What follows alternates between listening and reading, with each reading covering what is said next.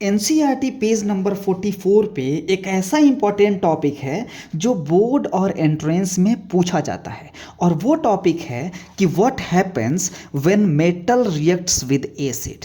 आपको पता है कि जो मेटल जब एसिड के साथ रिएक्ट करता है तो वो salt and hydrogen gas produce करता है। एग्जाम्पल में देखें तो कोई मेटल ले लीजिए और अगर आप हाइड्रोक्लोरिक एसिड के साथ रिएक्ट कर रहा हो या अगर जिंक है ये सल्फ्यूरिक एसिड के साथ अगर रिएक्ट कर रहा हो तो ये salt and hydrogen gas produce करेगा।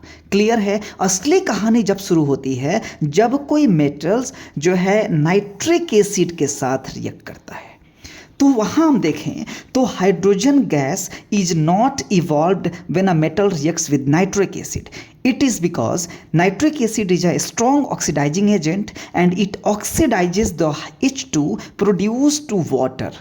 Itself gets reduced to any of the nitrogen oxides like nitrous oxide या nitrogen monoxide या nitrogen dioxide. But magnesium and manganese react with very dilute nitric acid to evolve hydrogen gas. अब हम इसको समझते हैं बहुत ही आसान भाषा में।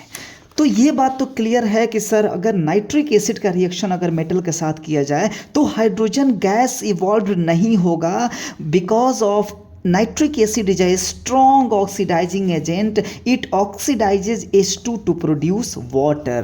बट अगर हम बात करें तो ये जो मैग्नीशियम है और मैग्नीज है ये वेरी डाइल्यूट, अगर इसको बहुत डाइल्यूट कर दे नाइट्रिक एसिड को, अगर इसके अंदर बहुत सारा वाटर अगर मिक्स कर दिया जाए तब ये रिएक्ट करेगा और ये सॉल्ट और हाइड्रोजन गैस ही रिलीज करेगा, salt and hydrogen gas. Okay, अब हम बात करते हैं कि ये कौन से केस में नाइट्रस ऑक्साइड प्रोड्यूस करेगा, किस केस में नाइट्रोजाइड प्रोड्यूस करेगा और किस केस में नाइट्रोजन डाइऑक्साइड करेगा। ओके, अब हम इसको समझते हैं। जब मेटल का रिएक्शन अगर कंसंट्रेटेड नाइट्रिक एसिड के साथ हो रहा हो, कंसंट्रेटेड नाइट्रिक एसिड के साथ होगा तो ये सॉल्ट प्रोड्यूस करेगा, H2O प्रोड्यूस करेगा और नाइट्रोजन डाइऑक्साइड ऑलवेज प्रोड्यूस करेगा। कौन से केस में? कंसंट्रेटेड के केस में। यानी कि आपको याद रखना है कि कंसंट्रेटेड नाइट्रिक एसिड के केस में ऑलवेज नाइट्रोजन डाइऑक्साइड ये प्रोड्यूस करेगा। अब हम बात करते हैं अपने डाइल्यूट के केस में।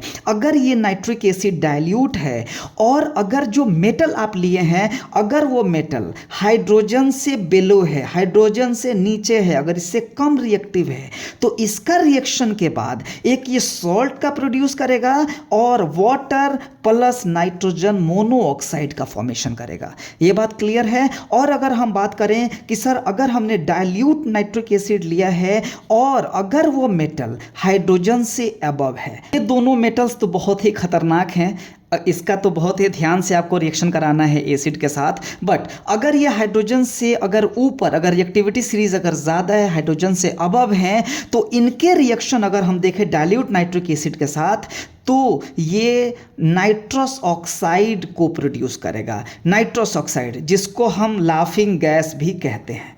क्लियर है।